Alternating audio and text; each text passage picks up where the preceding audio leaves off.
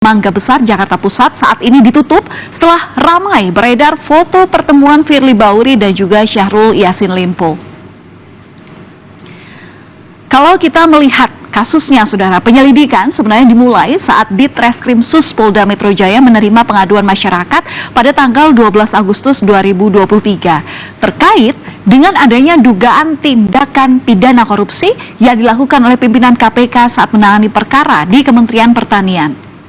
Kemudian pada tanggal 15 Agustus 2023, polisi kemudian menerbitkan surat perintah untuk pengumpulan informasi.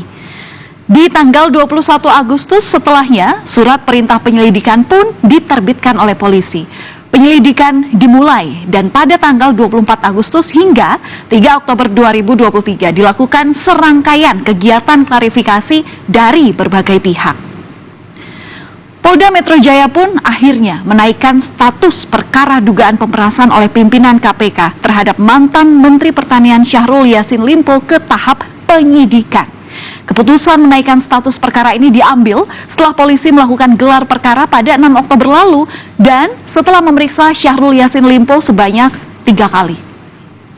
Pelaksanaan gelar perkara yang merekomendasikan status penyelidikan atas penanganan perkara yang dilakukan sebelumnya ke tahap penyidikan, selanjutnya akan diterbitkan surat perintah penyidikan. Sementara itu, Kapolri Jenderal Listio Sigit Prabowo meminta anak buahnya untuk profesional dalam menangani kasus ini. Kapolri pun juga bilang kalau penyidikan kasus ini harus dilakukan secara hati-hati dan diasistensi oleh Mabes Polri. Kapolri juga mempersilahkan lembaga lain yang ingin mengawasi proses pemeriksaan untuk menjaga rasa keadilan. Ya, harus cermat, harus hati-hati. Oleh karena itu saya minta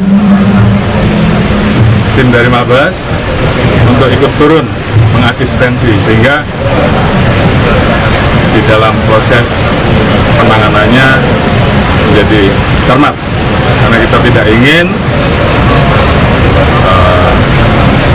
Polri tidak profesional.